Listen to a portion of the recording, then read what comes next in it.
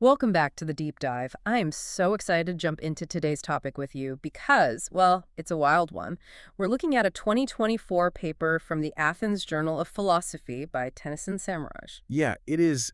It's an incredibly dense paper, but honestly so rewarding if you really dig into it. Oh, absolutely. And the mission for this deep dive is to explore a seriously mind-bending question. Like when you just point at an object, say a coffee mug sitting on your desk, and you name it, what are you actually doing? Right? It seems so basic. It does. It feels like this perfectly straightforward human action. You see a thing, you give it its label, you move on. Just a simple equation.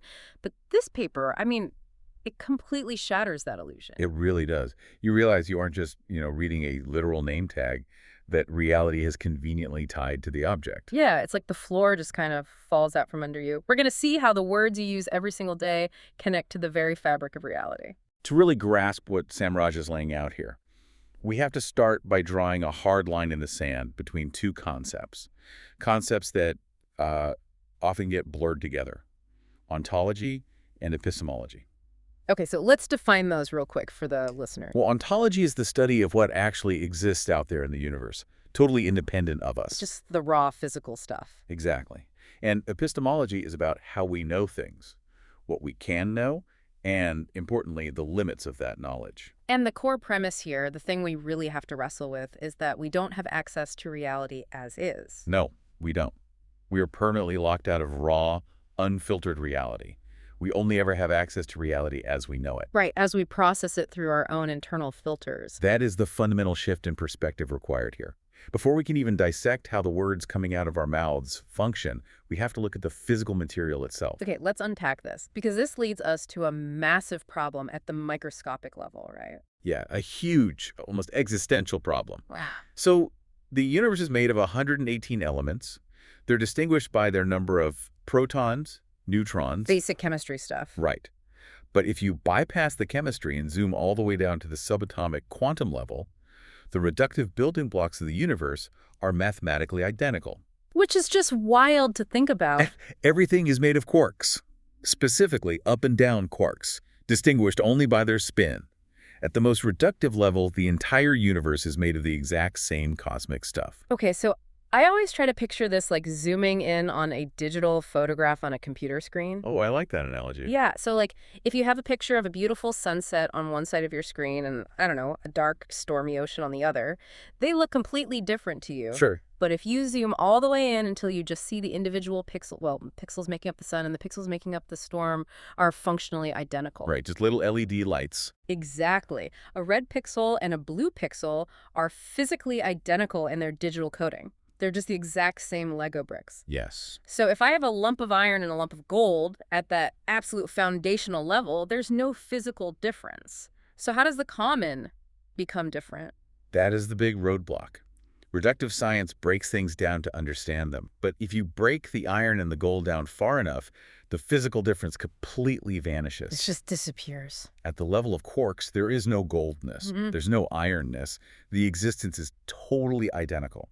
So to solve that, Samraj explains that we desperately need the concept of essence. Essence. Okay, tell me more about that. Well, if existence is reductive, the quarks, the raw building blocks, your digital pixels, then essence is non-reductive. Meaning you can't break it down? Exactly. Essence is the whatness or the inherent nature of the thing. You just cannot explain reality by breaking it down into its smallest parts. Because the moment you do, the essence evaporates. Right. You have to evaluate the thing in its entirety to find its meaning. Okay, so since we can't rely just on quarks to explain reality, we use language to bridge that gap, We have to. which means every single noun you use has to perform two completely different jobs simultaneously.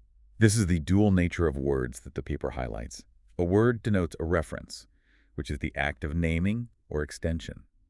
And it simultaneously connotes a meaning, the intention. So naming deals with the is of identity and existence, pointing at the physical stuff. And meaning deals with the is of essence, the non-reductive part.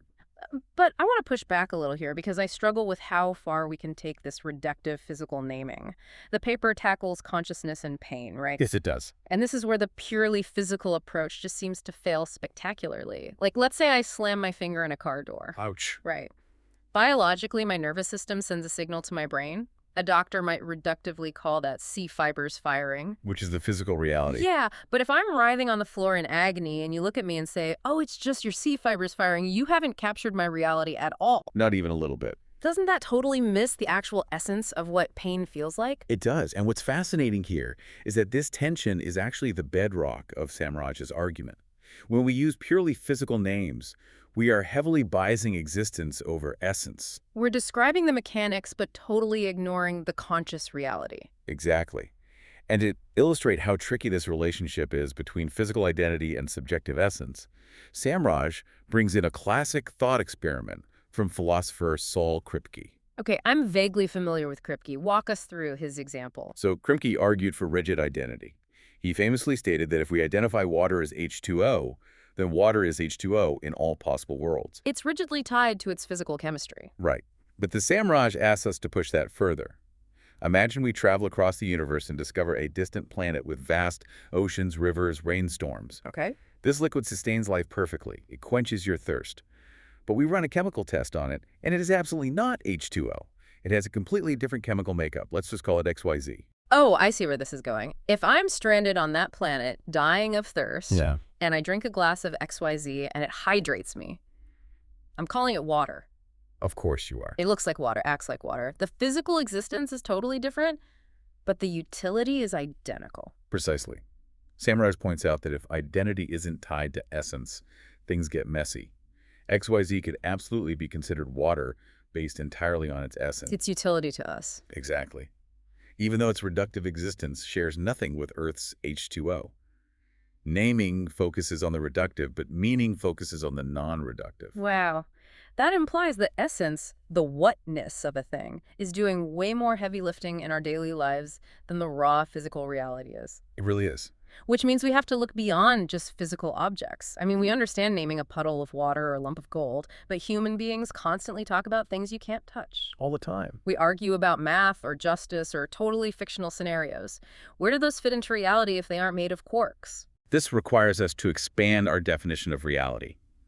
The paper divides being into three distinct categories. Okay, lay them out for us. The first is what we've been wrestling with. Existence. The material, concrete world. Right. Atoms, quarks, the stuff you can drop on your foot. Exactly. The second realm is subsistence. This is the abstract mathematical world. It includes numbers, logic, and what Jerry Fodor called mentalese. Mentalese? Yeah, the language of the mind. The internal concepts that exist before you even form a spoken word. Ah, okay. And the third category? Subsistence. This is the mental world of non-being. It contains objects of imagination, things that can't possibly exist in the physical world, but still hold space in our minds. Let's isolate subsistence and subsistence because those are wild concepts to wrap your head around. They really challenge how we think about real things. So the paper uses the winged horse, Pegasus, to explain subsistence. I obviously can't go to the zoo and find a physical Pegasus. It lacks physical existence. Right, this doesn't exist. But if I ask you to imagine Pegasus, you instantly picture a white horse with wings. We are successfully communicating about him. So he holds a type of being just in the realm of existence. Even flat-out impossibilities fit there, like a round square. Oh, yeah. That contradiction subsists in our minds just long enough for us to realize it's impossible. It's a fascinating feature of human consciousness.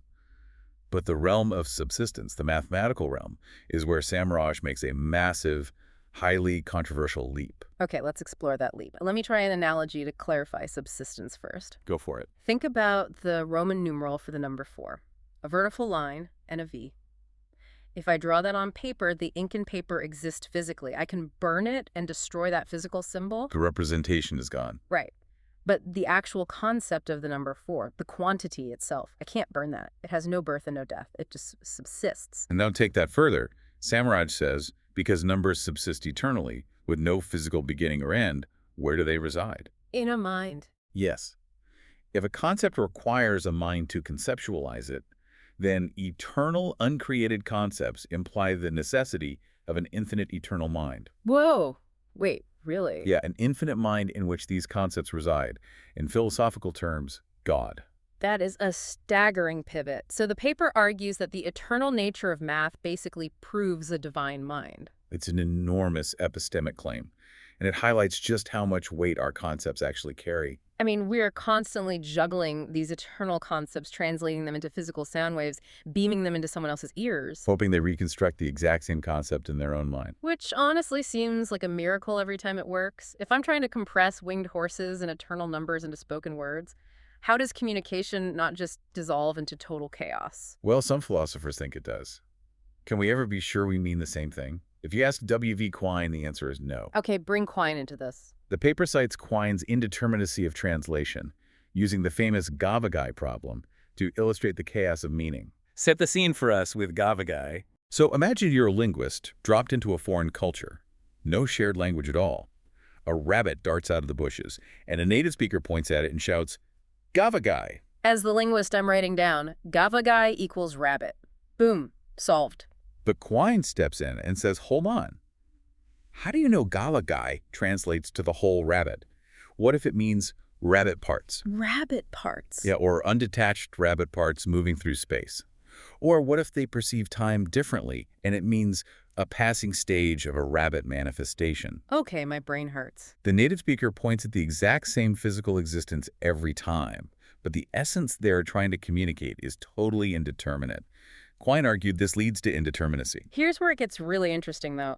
I have to challenge that pessimistic view, and I think Samraj does too, right? He absolutely does. Because just because a word has multiple possible meanings, that doesn't mean it has no meaning.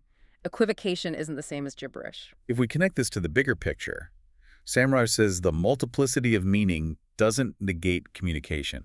We manage to build bridges and cure diseases with language. We're obviously communicating something real. We are. And Samraj explains this by separating semantic content and pragmatic context. The semantic meaning might be ambiguous, like Quine says. The raw dictionary definition. Exactly. But the pragmatic context, the shared human experience, the tone, the environment, that makes conversation possible. We are just navigating a world that is heavily meaning-ridden. Meaning-ridden, I like that. But if meaning and essence are undeniably real, if it's not just gibberish, we have to ask the ultimate question. The biggest one of all. Where did essence actually come from in the first place? This is where ontology and epistemology collide. The paper outlines that the explicability of essence depends entirely on how you believe the universe began. Right, it boils down to Plato versus Sartre. Let's start with Plato's view. If the universe had an intelligent beginning, a creator, then essence precedes existence. The idea of the thing existed before the physical thing itself. Okay, let's use a human invention analogy. A carpenter building a table. The essence of the table, its utility, a flat surface to eat on, existed in the carpenter's mind before a single tree was ever cut down. Its essence preceded its physical existence. That makes total intuitive sense to us. But Sartre, the existentialist, flips that entirely. Sartre argued the universe has no beginning, no cause, and no purpose. So under Sartre, existence precedes essence. Exactly. The physical stuff, the quarks, the void, it was just here and completely devoid of meaning. And then humans evolved and just started projecting our own fabricated essences onto it. So if it started with an unintelligent cause, like the Big Bang, we just made up all the meaning ourselves, how does Samraj resolve this clash? He brings in philosopher Richard Swinburne. Swinburne points out that the factual necessity of God, an infinite mind, is entirely inexplicable in physical terms. You can't put God under a microscope. Right. We cannot make God a reductive given. Therefore, concepts like God, human freedom, and they are self-evident truths. They required epistemic choice. It's an either choice to believe or disbelieve. Science can't make that choice for you. So what does this all mean? We've gone from identical subatomic quarks to rigid water chemistry to rabbit parts, all the way to the origin of the universe. It's quite the journey. If I try to summarize this for you, the listener, it comes down to this. Truth is an epistemic matter. We don't see objective reality objectively. No, we see it subjectively. Right. Our words are just our best messy attempt to capture both the raw existence of the universe and the beautiful, non-reductive essence of it. And you, the listener, are doing this every single day. Every time you speak, you are navigating between naming the physical world and defining the essence of the mental world. You are actively participating in a process of meaning-making that defines the human experience. It really makes you appreciate the power of a simple noun. And I want to leave you with a final thought to ponder today. It builds directly on something from the source material about secondary qualities. Well, like memories and creativity. Exactly. The paper notes that these things have absolutely no physical location. So think about your most cherished memory, the one you hold dearest. It has no physical location, no coordinates in the material world. It isn't made of up and down quarks. So in the grand scheme of reality, does that memory exist, subsist, or subsist? And if it's not physical, why is its essence the most real thing you know?